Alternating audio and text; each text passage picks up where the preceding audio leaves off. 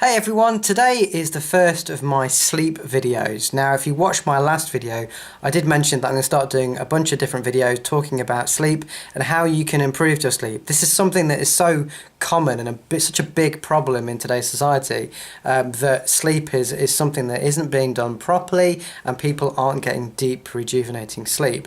So if you didn't watch my last video, you would know that, well, you wouldn't know, but I had insomnia for over 7 years. So this is something I had to crack, and sleeping tablets and herbal sleeping pills just weren't going to cut the problem, and I had to work out holistically what was going on.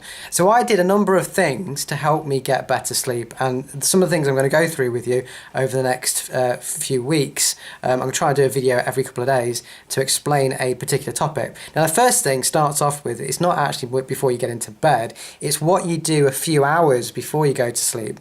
And the main thing that I found that really helped, I guess, assist me with getting deeper sleep was actually controlling the amount of light that I was getting going into my eyes. So blue light, or the light that's emitted from LED bulbs, from the modern day lights that we get, that aren't the old the old filament style bulbs that we used to have back in the day. The lights that we have now emit very, very, very powerful blue light, and unfortunately blue light blocks our receptors for creating melatonin. Now some of you may know, but melatonin is the main sleep hormone. So when we wake up in the morning, we have cortisol, which is our kind of known as a stress hormone that kicks us off in the day, wakes us up, gets us out of bed and gets us kind of productive. That dies down during the day.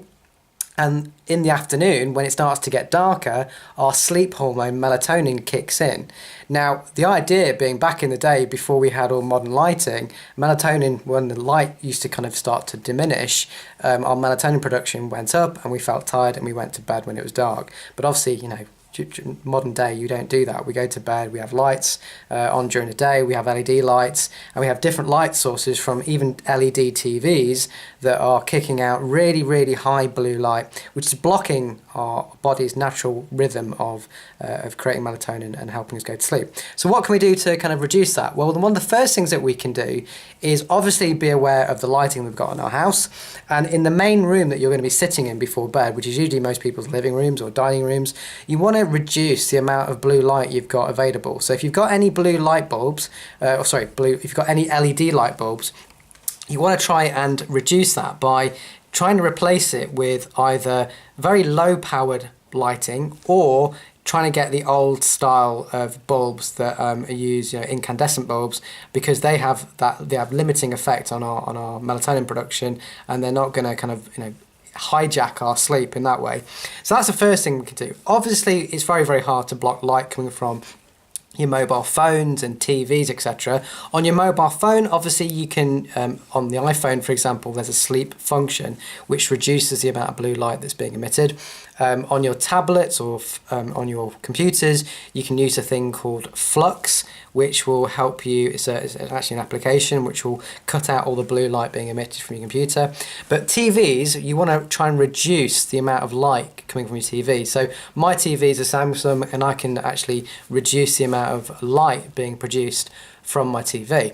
However, if that's all kind of too much for you and you're thinking, that seems like a lot of hassle, what you can also do is invest in some glasses like this. So I'll put these on, look kind of weird, but what these are doing is completely blocking out all the blue light being emitted from any of my devices, and even the daylight that I'm currently in at the moment. Now, I wouldn't normally wear these during the day, but I do wear these sometimes when I'm what I call junk light situations. So if I'm out and about, or if I'm in a place where it's late in the afternoon and I think it's going to affect my sleep, I will put these on and actually cut out any blue light. Now these are quite extreme, and obviously they give you a weird look, and it might not be the quite look that you're after. And I've also got another pair of these that are slightly different. They're not as extreme as these. They don't look so extreme, but they are a fairly cheap brand I got off Amazon, which I'll put a link below.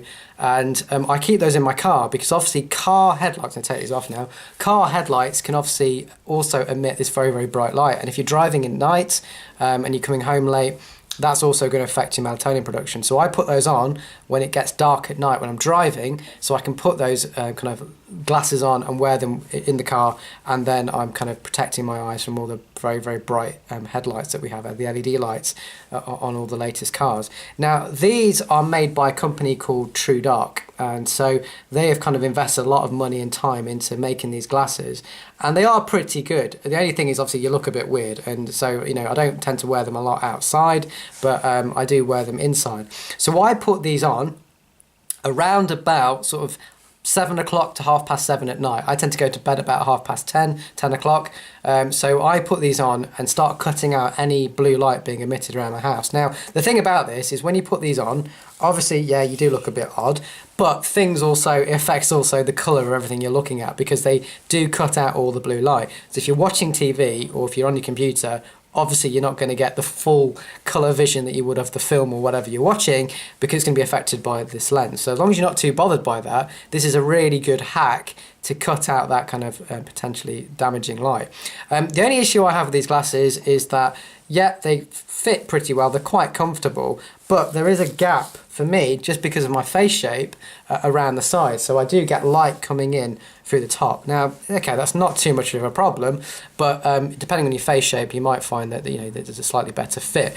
It would be better if these had a bit more of like memory foam or something around them to really cut out all that light.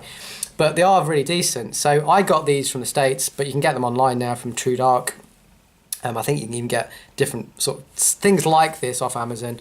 But I use these when I'm at home, and I've got another pair that I'll link below, that are much cheaper, that do cut out the light as well, but they just look more like glasses, so they don't look too weird. But that is my first little tip for you, is to start cutting out the blue light as much as you can, at least 2 hours before bed, and that should help you get that melatonin peaking high at night so that you can get some good restful sleep. I'll post another video later on this week, and hopefully you'll follow me in the series. If you've got any questions on sleep, or any questions or things that you're not too sure about, ask me in the comments below, and hopefully you found this video useful. Cheers guys, catch you soon.